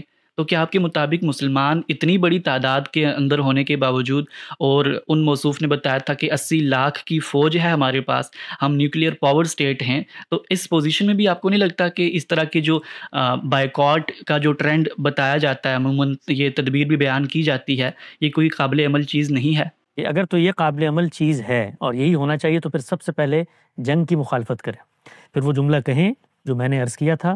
لوگوں کو بہت برا لگا اور لوگوں کے جذبات بڑے اس سے ہرٹ ہوئے کہ یہ جنگ کی جو تدبیر حماس نے اپنائی ہے یہ مہلک ہے. تو پھر آگے بڑھ کے پہلے وہ جملہ کہیں کہ ٹھیک ہے جی، ہم اس وقت اس پوزیشن میں تو نہیں ہیں، لیکن ہم یہ اقدامات کرتے ہیں، جو اقدامات کی آپ نے فہرست بتائی، بائیکاٹ کریں، اقتصادی طور پر اس طرح کے معاملات کر لیں، اللہ بلا، یہ سب چیزیں. تو پہلے تو مخالفت کریں. اچھا، اگر جنگ کرنی ہے تو پھر جنگ کے لیے لوگوں کو ترغیب دیں اور کہیں کہ ہم 80 لاکھ کی فوج ہیں. اس 80 لاکھ کی جو فوج ہے، اس 57 ممالک کے اندر 4 ممالک ہیں جن کی باقاعدہ ایئر فورس ہے. ان ایئر فورس کے اندر جو طیارے آپ استعمال کرتے ہیں، ترکی ہے، اس کے بعد پاکستان ہے، اس کے بعد انڈونیشیا ہے. یہ چند ممالک ہیں جن کے پاس باقاعدہ اس طرح کی بڑی افواج ہیں. یہ جو طیارے استعمال کرتے ہیں، یہ طیارے کہاں سے آتے ہیں ان کے پاس؟ جو اسلحہ استعمال کرتے ہیں وہ اسلحہ کہاں سے آتا ہے ان کے پاس؟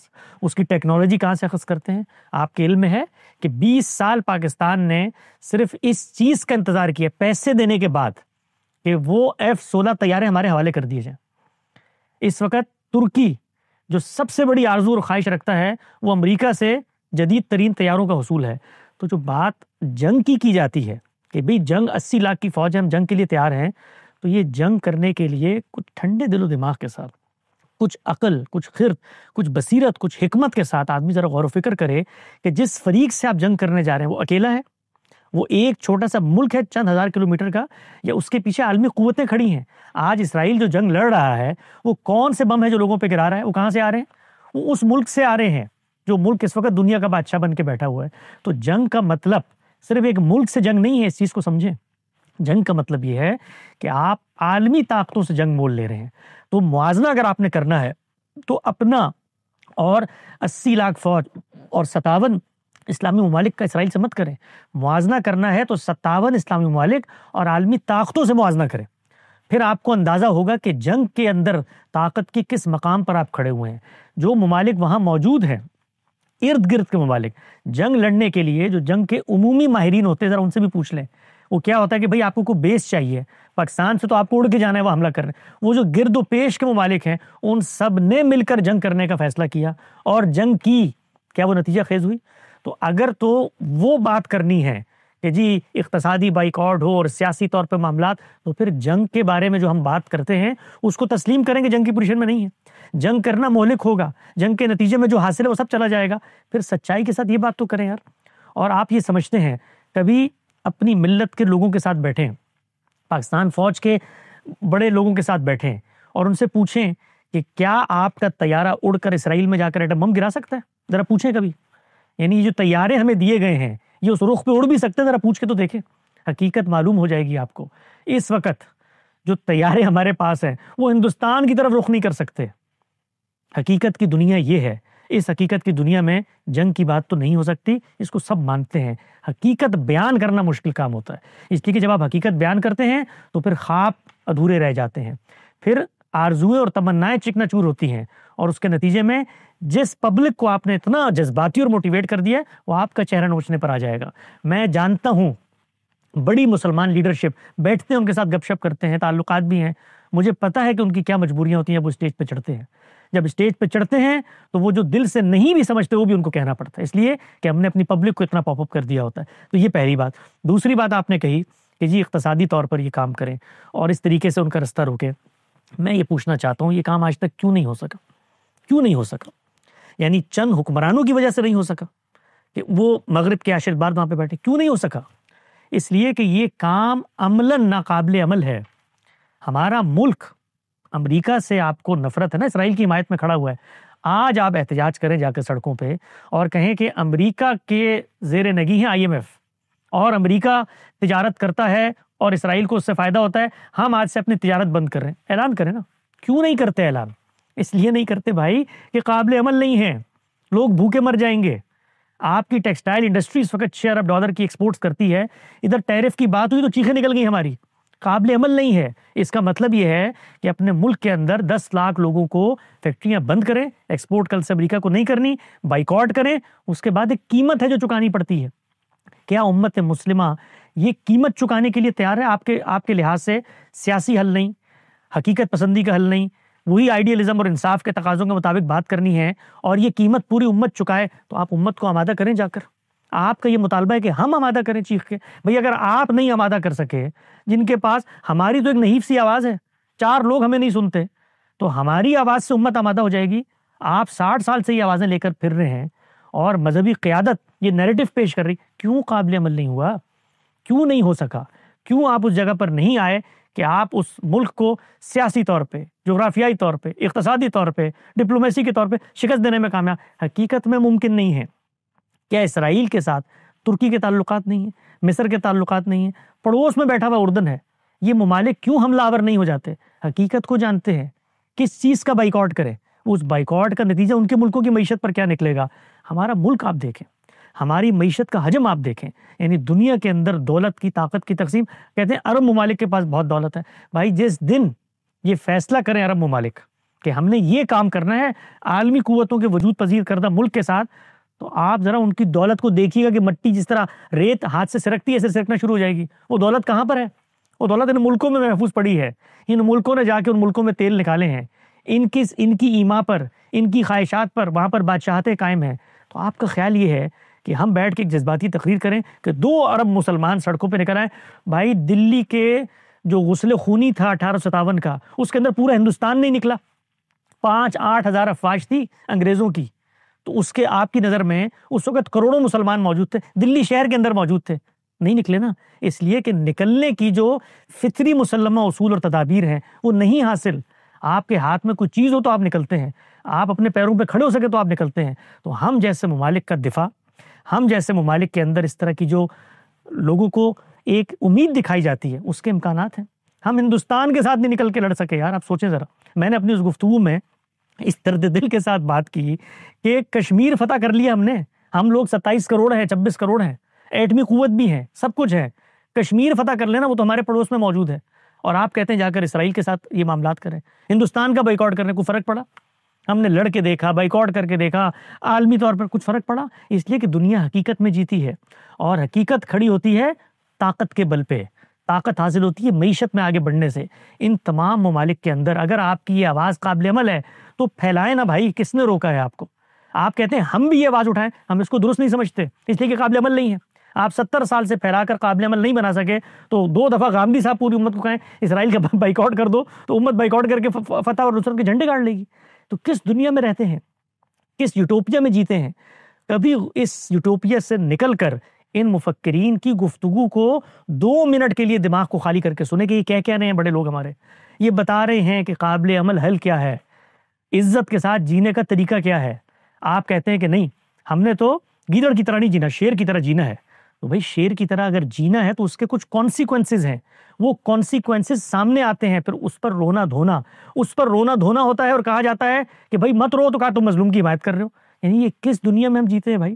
اگر آپ کو یہ لگتا ہے کہ وہاں جا کر لڑنا ہے تو ہر وہ شخص جو لڑنے کے لیے جانا چاہتا ہے رستے موجود ہیں, وہاں سے نکلے, جا کر وہاں پر اپنی خدمات پیش کرے. اگر یہ نیریٹو ہے کہ میں نے گیدڑ کی زندگی نہیں جینی تو پھر سینے کے اوپر گولی کھائے اور اللہ کی بارگاہ میں پیش ہوئے. اگر یہ نقطہ نظر ہے, اگر یہ نقطہ نظر نہیں ہے, وہ نقطہ نظر ہے جو آپ بیان کر رہے ہیں, تو قابل عمل بنا لیں. ہم نے روکا ہے, یعنی ہمارے کہنے کے اوپر امت نے بائیکاٹ کا رستہ چھوڑ دیا ہے. غامدی صاحب نے تو کہا 10 دفعہ بھئی احتجاج ہوتا ہے, لوگوں کا حق کا جذبات ہو جاتے ہیں, ہمارے کہنے پہ چھوڑ. کیوں قابل عمل نہیں ہے؟ کیا ہم لوگ اس پر غور کرنے کے لیے بیٹھتے ہیں کبھی کہ 2 ارب ہونے کے باوجود کیوں؟ کیونکہ یہ 2 ارب رہین منت ہیں, مفتوح ہو چکے ہیں, عالمی طاقتوں کے باج گزار ہیں. ان کے ملکوں کی معیشت اور بجٹ نہیں چلتے ان کے بغیر. وہ اشارے کرتے ہیں تو ملکوں میں حکومتیں ہٹ جاتی ہیں. اور ان کو یہ مقام کیسے حاصل ہوا؟ طاقت کے بل پہ. کل ہمارے پاس یہ مقام تھا, ہم ایسے فیصلے کرتے تھے. کیا ہم لوگوں کو درخواست دے کر گئے تھے افریقہ میں, یا مثال کے طور پہ ہنگری میں, یا بوداپیسٹ کے اندر, یا اسپین کے اندر درخواستیں دے کر گئے تھے؟ ہم لوگوں کو یہ کہا تھا بھائی ہمارے پاس طاقت تھی. طاقت فیصلہ کن ہوتی ہے, یہ چیز غامدی صاحب بتا رہے ہیں.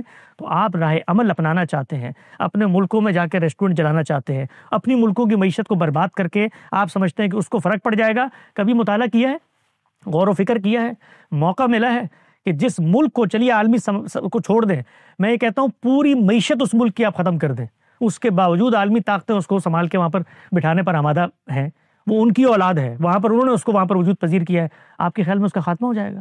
150 ٹریلین ڈالر ہے دولت امریکہ کے پاس, 150 ٹریلین ڈالر, اور ہم 1 ارب ڈالر کے لیے, یعنی اس کا 0.1% حصہ بھی نہیں ہے, دنیا کے آگے کشکول لے کے بھیک مانگ رہے ہیں. ذرا بیٹھیں, حکمرانوں کے پاس جائیں. کیوں بھیک مانگ رہے ہیں؟ اس لیے بھیک مانگ رہے ہیں کہ بھیک مانگ کر بجٹ نہیں بنائیں گے تو پنکھا نہیں چل سکتا, بجلی نہیں بن سکتی, گاڑی نہیں چل سکتی, ایلسیاں نہیں کھلیں گی, تیل نہیں آئے گا. یہ مجبوریاں ہوتی ہیں.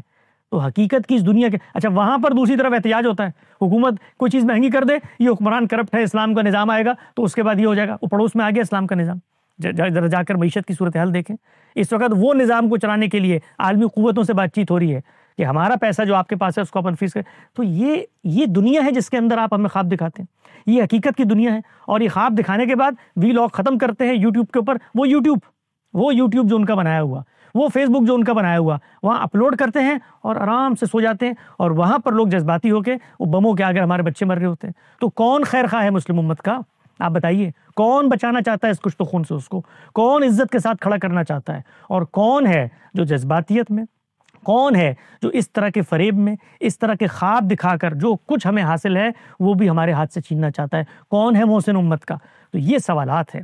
یہ سوالات اس درد دل کے ساتھ ہم رکھتے ہیں. ہمیں پتہ ہے گالیاں پڑیں گی, پتہ ہے, اور یہ بھی پتہ ہے کہ گلوں میں ہار کیسے پڑتے ہیں. 4 تقریریں کرنی ہیں, یعنی اسی جگہ پہ بیٹھ کے 4 تقریریں لوگ کہتے ہیں ان کے دل میں خوف ہے, امریکہ کا خوف.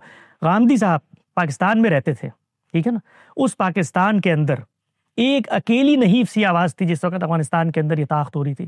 اور آج جس کو آپ رو رہے ہیں, تو اس وقت وہ امریکہ میں بیٹھے ہوئے تھے, اس وقت اسرائیل کی گود میں بیٹھے ہوئے تھے. اس وقت ان کی جان کو خطرہ کن لوگوں سے ہوا؟ جو اسلام کا نام لیتے ہیں. ان کے شاگردوں کو شہید کیا اس ملک کے اندر جو اسلام کا نام لیتے ہیں.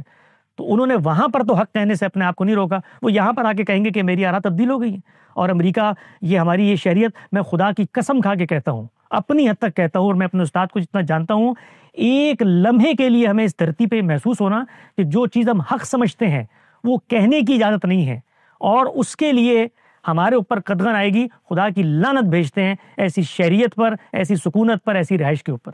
یہ ایمان کے ساتھ کہتے ہیں. اور یہ بھی پتہ ہے کہ وہ کرنے کے بعد اپنے ملکوں میں آئیں گے تو اپنے ملکوں کے لوگ ہمارا گوشت نچوڑ کے ہمیں دنیا سے رخصت کر دیں گے. پتہ ہے ہمیں. تو یہ چیزیں, یہ باتیں متباہش کرنے کے لیے, لوگوں کو وہ خواب دکھانے کے لیے کی جاتی ہیں. جس خواب کی تعبیر سامنے آتی ہے تو فرسٹریشن ہوتی ہے, ڈپریشن ہوتا ہے, اور ڈپریشن میں اسرائیل نظر نہیں آتا تو چلو ان کو گالیاں دے دو کیونکہ ان لوگوں نے لڑنے سے منع کیا تھا اور نتیجہ شکست میں ہو گیا، تو گویا ان لوگوں کی وجہ سے ہم شکست خوردہ ہیں۔ تو کچھ عقل کے ناخن لیں، کچھ ہوش کے ناخن لیں۔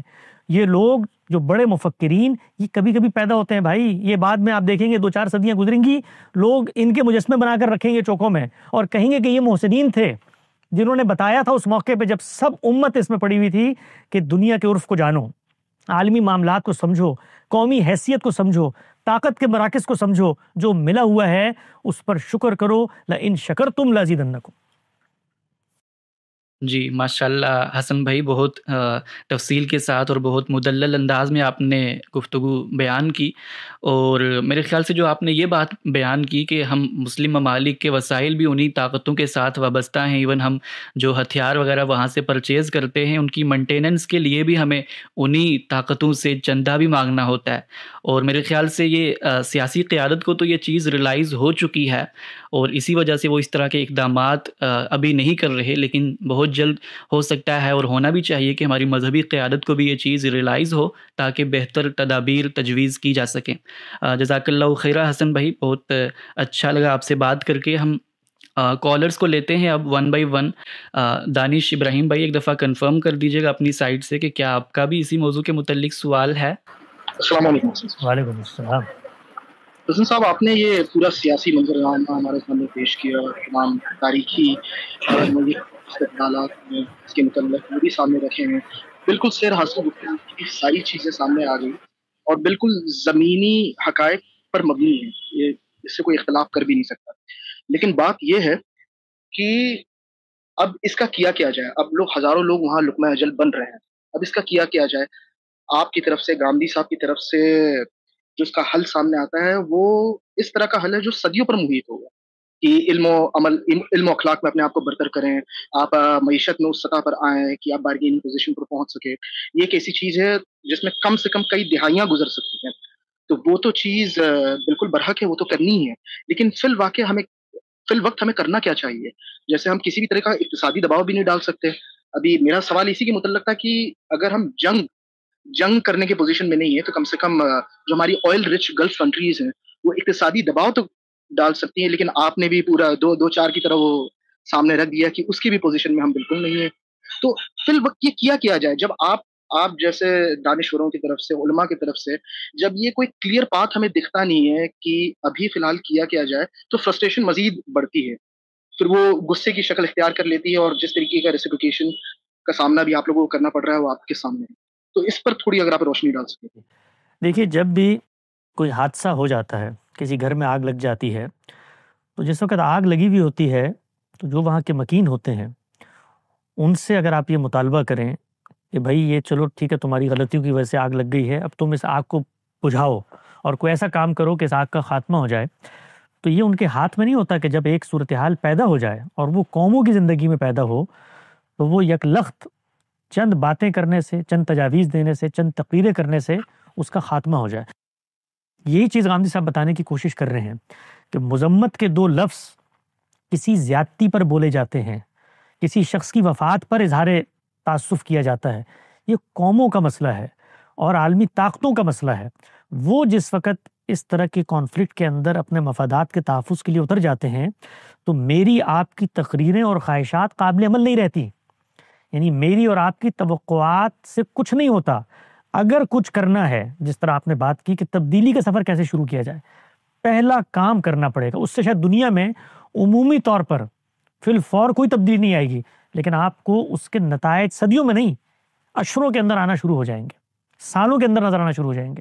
اس میں ایک کام ہے، واحد کام، پہلا کام، وہ کام یہ ہے کہ مسلمان امت کو اس کے مذہبی رہنما، مذہبی لیڈرشپ حقیقت کی دنیا میں لوٹنے کے سفر کا آغاز کرے اور یہ بتائے کہ تم دنیا میں کس مقام پر کھڑے ہوئے ہو، تم مفتوح ہو چکے ہو، تمہاری سیاسی حیثیت نہیں ہے، تم اقتصادی طور پہ کمزور ہو، جنگ تمہارا رستہ نہیں ہے، اس جنگ سے روکنے کی منادی ہے جو مذہبی قوت نے کرنی ہے۔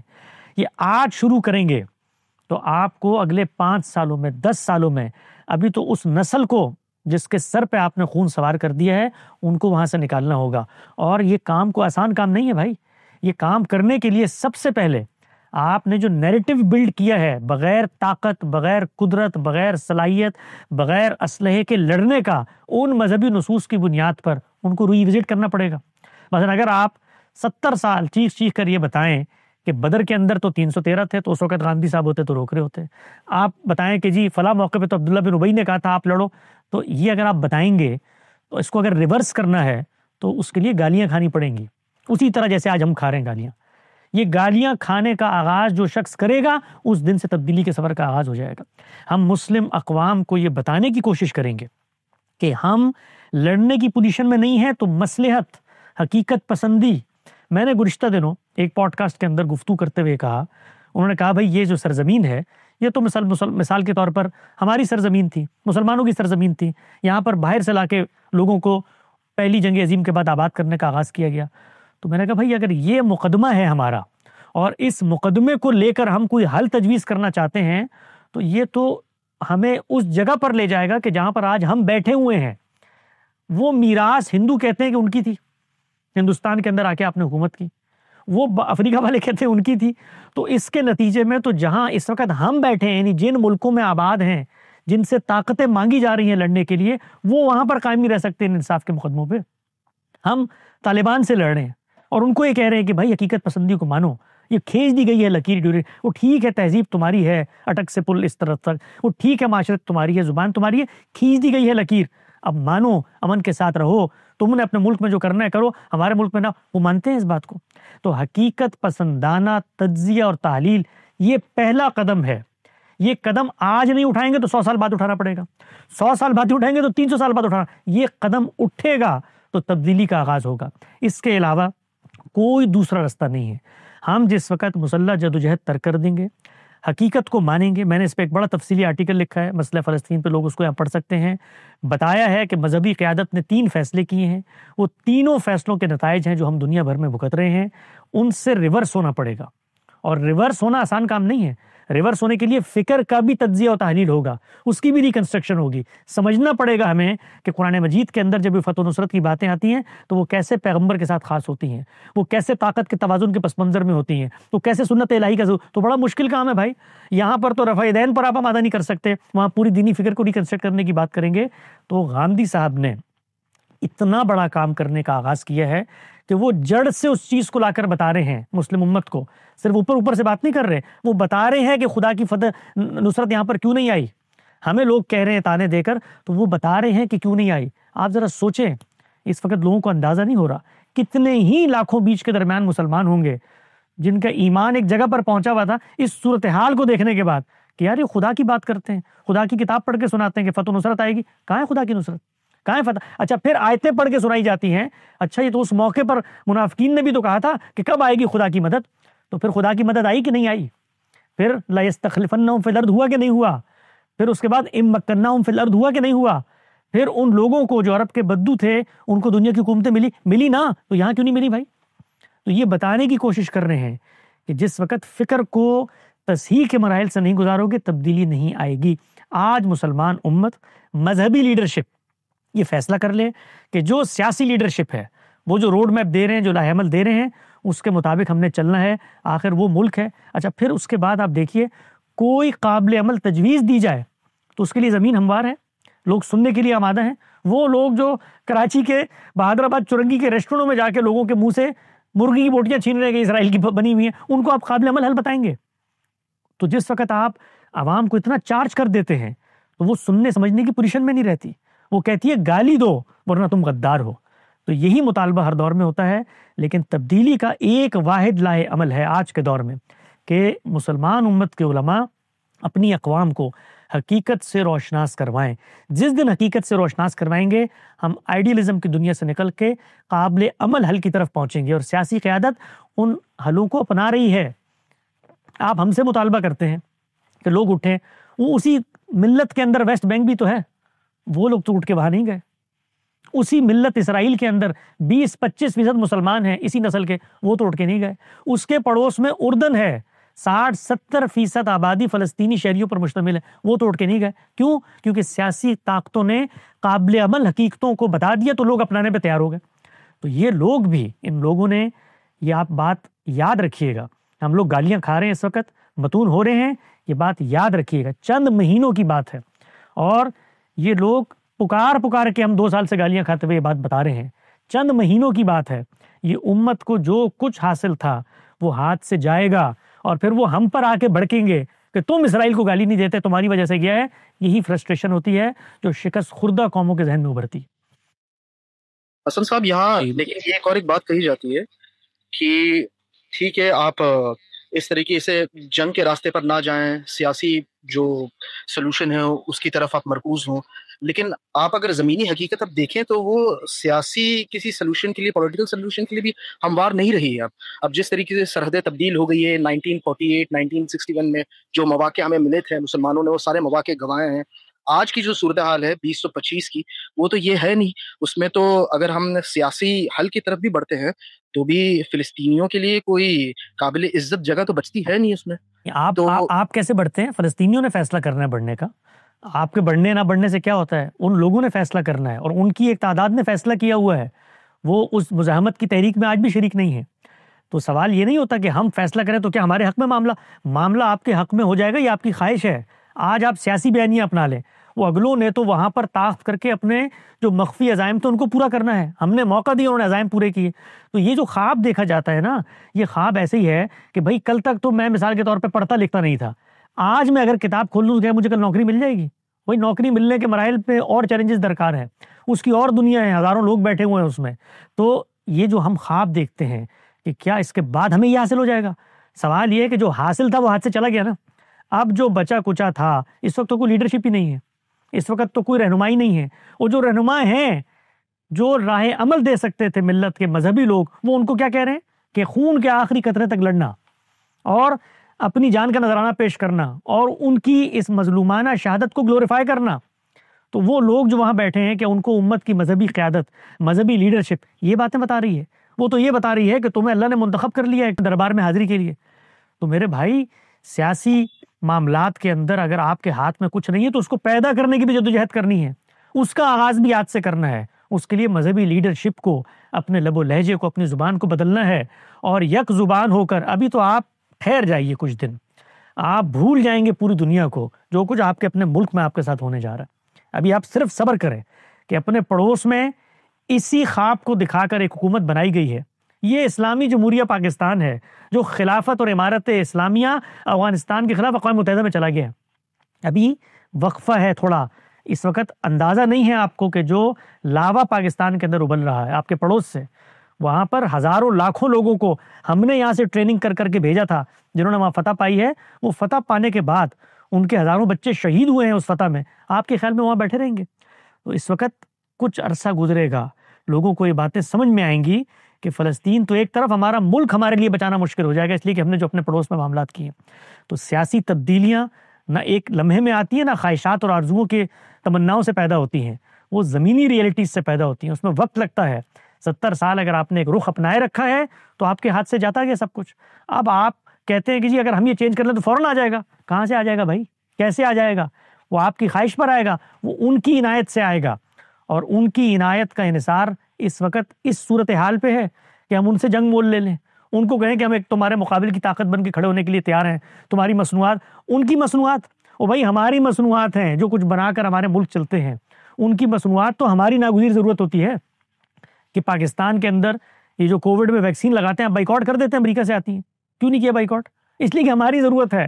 یہ دوائیاں جو آپ کے ملک میں بنتی ہیں، اس کے فارمولے کہاں سے آتے ہیں؟ ہماری ضرورت ہے، تو ان کا ہم بائیکاٹ۔ اچھا بائیکاٹ جی کوک اور پیپسی کا کرنا ہے، کیوں بھائی؟ یہ یوٹیوب اور فیس بک کا کیوں نہیں کرنا؟ یہ مثال کے طور پہ ان ناگزیر چیزوں کا کیوں نہیں کرنا؟ اس لیے کہ وہ ہماری ضرورت ہے۔ سبحان اللہ، یعنی اس کے نتیجے میں آپ سمجھتے ہیں کہ وہ معاشی طور پہ کمزور ہوں گے اور ہمارا بھی کام چلتا۔ یہ کوئی لاہ عمل ہے، یہ امت کو سکھا رہے ہیں آپ کہ اپنے ملک کے اندر اپنے قائم شدہ غربا، وہ بیچارے وہاں پر کھڑے ہوئے 10,000 نوکری پہ کرنے والے ویٹرنس کو جوتے مارو، تم اسرائیل کی مرغیاں بیچ رہے ہو۔ یہ لاہ عمل ہے دنیا کے مقابلے میں، اس سے فتح و نصرت حاصل ہوتی ہے، اس سے آپ عالمی قوتوں سے برسرے۔ اسی سے اندازہ کر لیں، صرف اسی سے اندازہ کر لیں کہ جو حکمت عملی مرتب کی جاتی ہے مسلم امہ کی سطح پہ اور لوگوں کو جھونکا جاتا ہے اس آگ میں۔ میں ایک وقت تک، میں آپ کو اپنا ذاتی معاملہ بتاتا ہوں، ہم نے جس دیوبندی پس منظر میں آنکھ کھولی نا، پاکستان کے اندر جہادی تحریکوں کی وہ کوکھ ہے، بنوری ٹاؤن، کوک ہے وہ. یہ وہاں کے علماء ہیں جنہوں نے آمادہ کیا ہے پوری دنیا میں. یہ سب اس وقت شدت پسندی، مذہبیت، یہ تحریکیں اس نیریٹو پہ اٹھی ہیں جو وہاں سے پیش کیا جاتا تھا. ہم نے وہاں پر بیٹھ کر اس مراحل سے گزر کر، میرے کالم کبھی آپ کو موقع ملے آپ پڑھیں کہ جو ہم نے ان بیانیوں کی حمایت میں لکھے ہیں، بھائی اس کے اندر کھڑے ہوئے لوگ تھے، اس کے اندر رہتے ہوئے لوگ تھے، ان چیزوں کو گلوریفائی کرتے تھے، خوشی کے شادیانے بجاتے تھے جس وقت یہاں بلڈنگیں گرتی تھیں. یہ سب کچھ ہم کرتے تھے. اس کے نتیجے میں آج کہاں پہنچ گئے؟ KFC کے ریسٹورنٹ کی کھڑکی توڑنے پر. اگر یہ حالت ہے مسلمانوں کی، اگر یہ صورتحال یہاں تک پہنچ چکی ہے تو اس کے بعد ہمیں کچھ کرنے کی کوئی ضرورت نہیں ہے. ہم نے خود اپنے آپ کو شکست کے اس مقام پہ پہنچا دیا. بہت شکریہ. جی بہت شکریہ دانش بھائی. ہم آپ سے اجازت لینا چاہیں گے. نیکسٹ کالر ہیں ہمارے ساتھ منصور احمد بھائی. وہ اپنا مائک انمیوٹ کر کے سوال کر سکتے ہیں. السلام علیکم حسن بھائی. السلام. اصل میں میرا سوال اس مقدمے کے بنیادی پریمس کے حوالے سے ہے کہ فاتحین کی طرف سے ایک فیصلہ کیا گیا اور اس فیصلے کے عمل کے اوپر کس حد تک عمل درآمد ہوا وہ تو اپنی جگہ، لیکن اس کے خلاف جو ہے وہ ایک فلسطینی قوم کی طرف سے بھی فیصلہ کیا گیا کہ اس کو فاتحین کے کیے گئے فیصلے کو رجسٹ کرنا ہے. تو ہم فاتحین کے فیصلے کی جو موریلٹی ہے وہ تو ایک الگ ڈبیٹ ہے، لیکن فلسطینیوں نے جو فیصلہ کیا اور جس فیصلے پہ آج بھی کارآمد ہے اور اس فیصلے کے نتیجے میں وہ اتنی جانیں گنوا رہے ہیں، اس کے حوالے سے آپ کیا کہیں گے کہ ان کا فیصلہ کیا ٹھیک تھا؟ اور تھوڑا سا ان کے فاتحین کے فیصلے کے مورل کے اوپر بھی بات کر دیجیے. فاتحین کا فیصلہ موریلٹی کے اوپر مبنی نہیں ہوتا. جنگ جو لڑی گئی ہے، جنگ جو جیتی گئی ہے، فاتحین نے دنیا کے اندر جو کام کیا ہے یہ بتا بتا کر گلے خشک ہو گئے. اس کو آپ انصاف اور موریلٹی کہتے ہیں؟ یعنی برطانیہ عظمیٰ اٹھتا ہے اور آدھی دنیا کے اوپر قبضہ کر لیتا ہے. یہ کوئی موریلٹی کے اصول پہ ہوا؟ یہ کوئی اخلاق کے اصول پر ہوا؟ کون سا شخص ہے روئے زمین کے وہ خود ان کی ملت یہ ماننے پر تیار نہیں ہے کہ ہم نے کوئی موریلٹی کے اصول پہ کیا تھا؟ کون کہتا ہے؟ کسی نے آج تک کہا؟ تو عالمی قوتوں کی موریلٹی ان کے مفادات ہوتے ہیں. مشرق وسطیٰ میں ان کے مفادات ایک ملک کے ساتھ منسلک ہو گئے ہیں. اس ملک کو انہوں نے وجود پذیر کر کے اس قدر طاقتور کر دیا ہے کہ اس کا خاتمہ اب ناممکنات میں سے ہو گیا ہے، اور اس کو وہاں کی اسلامی دنیا قبول کر رہی ہے، تسلیم کر رہی ہے. کبھی گوگل کریں، موقع ملے. ایک بات پیچھے کی گئی احتجاج کی اور بائیکاٹ کی. اسرائیل کی جو انڈسٹری ہے، اکانومی ہے، یہ تو اب تو یہ انگلیوں کے پوروں سے یہ معلومات آ جاتی ہیں، اس پر کس چیز کا دار و مدار ہے. یعنی یہ جو انڈسٹری ہے یہاں پر، یہ مثال کے طور پہ یہ جو بائیکاٹ اور یہ چیزیں، کبھی اس کو اندر اتر کے دیکھیں. وہ کل میں دیکھ رہا تھا کسی نے لکھا، اور بڑے ایک عالم ہے، فاضل آدمی، انہوں نے شیئر کیا کہ کچھ نہیں کر سکتے مسلمان تو فیس بک کی ایپ سٹور میں جا کے اس کو 0 اسٹار دے دیں، اس سے پتہ نہیں کتنے بلین ٹریلین ڈالر کا ان کو نقصان ہو جائے گا. ذرا تصور کریں یار. یعنی وہ ملکوں کی معیشتیں چلتی کیسے ہیں، وہاں پر ہیرے کی انڈسٹری نے کیا چیزیں کر دی ہیں، اسٹارٹ اپ اکانومی سے کیا ہوتا ہے. ذرا گوگل کر کے دیکھیں. یہ جو گرد و پیش کے ممالک ہیں، ترکی کے ساتھ ہی دیکھ لیں، اسرائیل کے تجارتی تعلقات کی نوعیت دیکھ لیں، نکال کے دیکھ لیں. تو یہ جتنے ممالک موجود ہیں ارد گرد، یہ زمین پر بیٹھے ہوئے ہیں، اور سیاسی قیادت ان چیزوں کو کیوں حملہ نہیں کرتا؟ بھائی ترکی پہلے نمبر پر یا دوسرے نمبر پہ عالم اسلام کی سب سے بڑی فوج ہے. وہ اپنے ملک میں تو اگر ان کے خلاف کو ہو تو ٹینکوں کے نیچے دے دیتے ہیں لوگوں کو، تو جائے نا وہاں پر. کیوں نہیں جاتے؟ کبھی ہم لوگ اپنے ضمیر سے یہ سوال کیوں نہیں ہم یہ کہتے ہیں وہ بزدل ہیں. وہ بزدل نہیں ہے بھائی، حقیقت کو جانتے ہیں. آپ کے خیال میں وہ وہاں پر جائیں گے تو استنبول سلامت رہے گا؟ آپ کے خیال میں وہاں پر جائیں گے تو انقرہ سلامت رہے گا؟ آپ کے خیال میں وہ جو طیارے وہاں سے اڑائیں گے وہ طیارے اس کا رخ کر سکتے ہیں؟ اس وقت کل پرسوں ٹرمپ نے گفتگو کرتے ہوئے کیا کہا؟ یعنی ترکی اس وقت کیا چاہتا ہے امریکہ کے ساتھ تعلقات میں؟ F-35 طیارے چاہتا ہے. تو یہ ملک دنیا میں اس طرح سے چلتے ہیں. یہ حقائق ہیں دنیا کے. ان حقیقتوں کو فراموش کر کر آپ اس جگہ پر پہنچ گئے. آپ نے بات کی فلسطین کی. فلسطین کے اندر بھی مختلف گروہ ہیں، نظریاتی لوگ ہیں، سیاسی قوتیں ہیں. وہ سیاسی قوتیں اس کنفرنٹیشن کے خلاف ہیں. ان کی حکومت نہیں تھی یہاں پر، جہاں پر ان کی حکومت ہے وہاں پر بیٹھے ہوئے اس کے خلاف. وہ لڑنے بھڑنے پہ آمادہ نہیں ہیں. ایک گروہ نے یہ نقطہ نظر اپنایا، اور اس گروہ نے بھی 2004 میں انتخاب ہوا ہے. یہ معاملات چل رہے تھے جب جنگ کا فیصلہ کیا ہے. تو کیا آپ کے خیال میں غزہ کی اسٹرپ میں جو موجود 2 ملین لوگ ہیں ان کی یاد سے کیا ہے؟ ان کے ریفرینڈم سے کیا ہے؟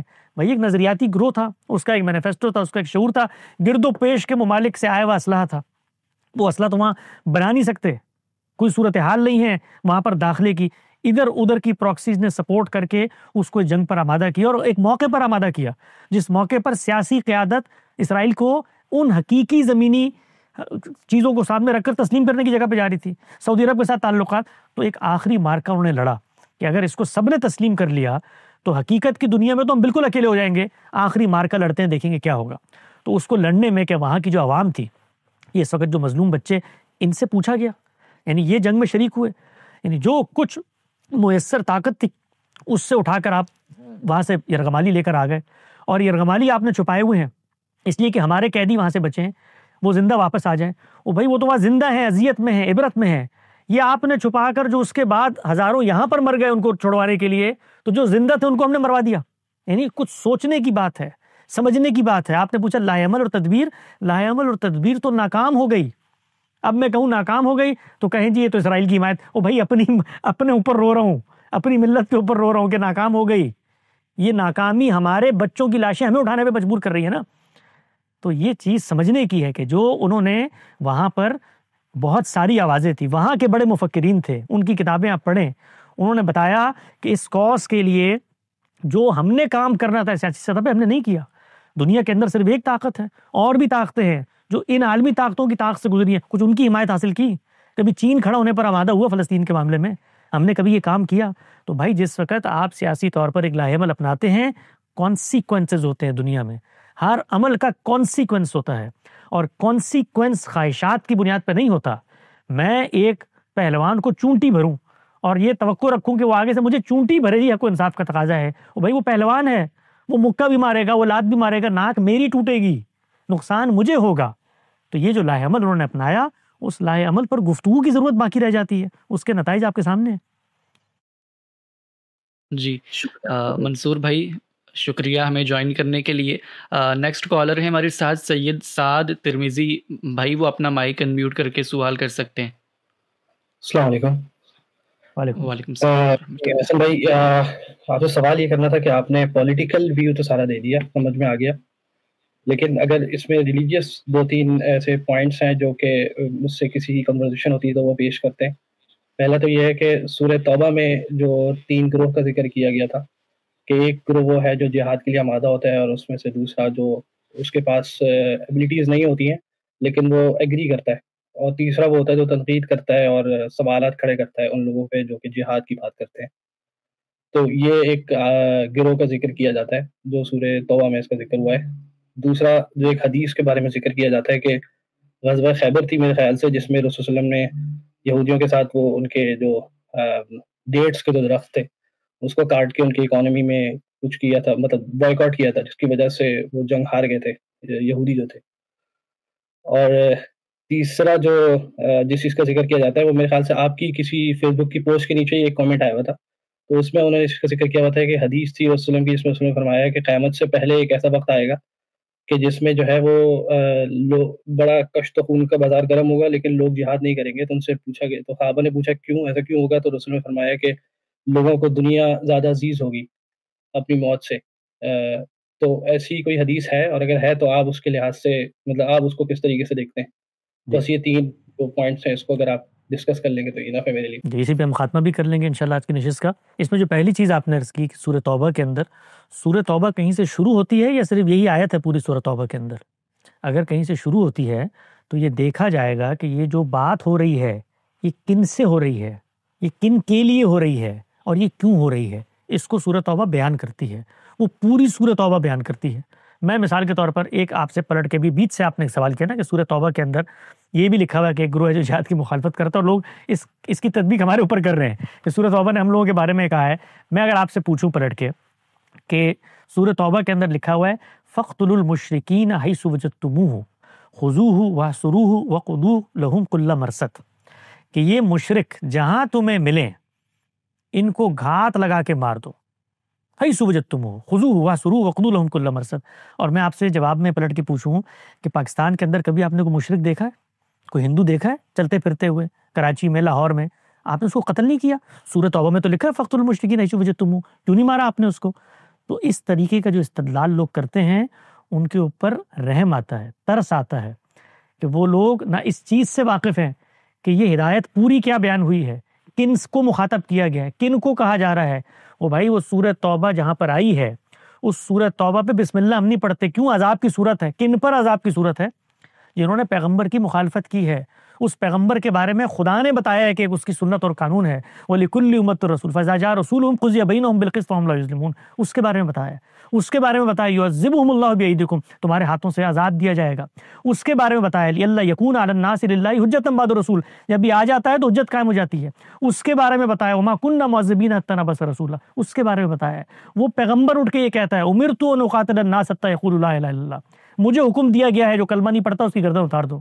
وہ یہ بتاتا ہے جعل الرزق تحت ظل رمحه وجعل الصغار على من خالف امری من تشبہ بقوم فهو منه، مجھے اللہ نے تلواروں کے سائے میں رزق دے دیا ہے، جو میری مخالفت کرے گا نست و نابود ہوگا، وحشر معهم، ان قوم کی مشابہت اختیار کرو گے مرو گے ان کے ساتھ۔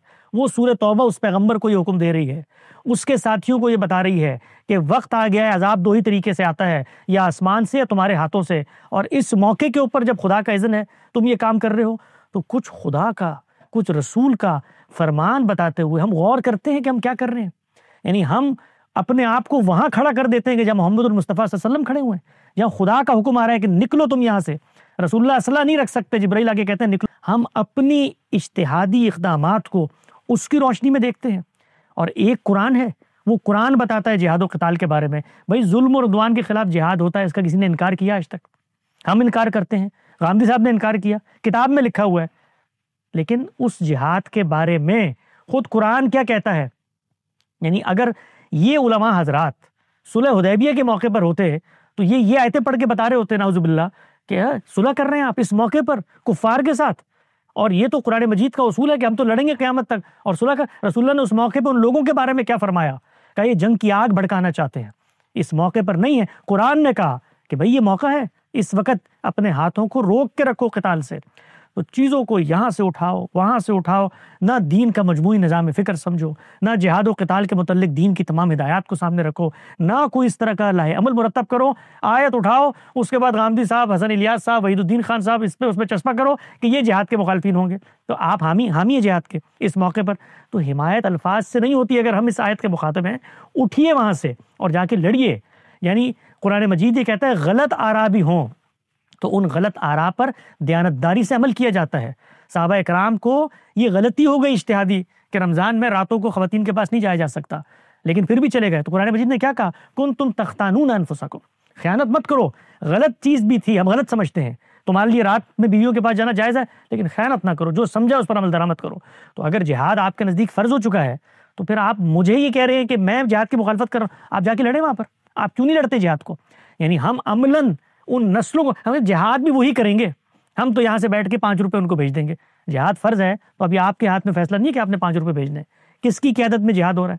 جنہوں نے جہاد کیا ہے وہ جہاد کرنے کے وقت پوری ملت کو جہاد میں آمادہ کرنے کے لیے انہوں نے مشورہ کیا تھا، یہی بات تو میں نے کی اور گالیاں کھائیں، یہی بات تو میں نے کی بھائی، کہ آپ اگر جہاد پہ بھی جاتے ہیں تو وہ جو جہاد پر لے کے جا رہے ہیں اس کے لیے کوئی ملک ہے، کوئی مشورہ ہے، کوئی مذہب ہے، کوئی ریاست ہے، کوئی ملت ہے، اس کو آپ کہتے ہیں کہ سب شریک ہو جائیں، کیونکہ سورہ توبہ میں لکھا ہے بعض لوگوں نے جہاد کی مخالفت کی تھی۔ تو اس وقت مثال کے طور پر پاکستان کی فوج یہ کہہ رہی ہے کہ ہم جہاد کر رہے ہیں خوارج کے خلاف، آپ اگر مخالفت کر رہے ہیں تو میں سورہ توبہ کی آیت اٹھا کے آپ پہ ڈال دوں۔ یہ کس دنیا میں ہم رہتے ہیں؟ یہ کیا باتیں ہیں جو ہم کرتے ہیں؟ یہ ادھر ادھر کی ملاحم کی روایات، ان کا نہ سیاق پتہ نہ سباق پتہ، قرب قیامت کی علامت، اور فتح و ملاحم کے اوپر ہم نے روایتوں پہ کام کیا ہے، کبھی موقع ملے اس کو دیکھیں۔ یہ اس میں سے بیشتر روایات لوگوں نے بنائی ہوئی ہیں، قرآن مجید وہ تصویر کشی کرتا ہے، ان کی الغار ہوگی، ہم بالکل زوال آشنا ہوں گے، یاجوج ماجوج نکل پڑیں گے، تو خود قرآن مجید نے بتایا ہے، وہ نکلنے کے بعد ہم نے کیا کرنا ہے؟ اپنے آپ کو ہلاک کر دینا ہے۔ تو ان چیزوں پر غور و فکر کریں، ان چیزوں پر تدبر کریں، ان چیزوں کے بارے میں سوچیں، اور یہ مذہبی نیریٹیوز ایک ادھر سے اٹھایا، دوسرا ادھر سے اٹھایا، تیسرا ادھر سے اٹھایا۔ خیبر میں مثال کے طور پر، وہ خیبر کس نے کیا تھا بھائی؟ وہ خیبر اللہ کے پیغمبر نے کیا تھا، کس کے اذن پہ کیا تھا؟ خدا کے اذن پہ کیا تھا۔ وہاں پر نصرت کا خدا نے وعدہ کیا ہے، وہ کہتا ہے کہ تم نہیں مٹی پھینکتے، میں پھینکتا ہوں، وما قتلوا وما کن اللہ قتل، ہم نے قتل کیے ہیں۔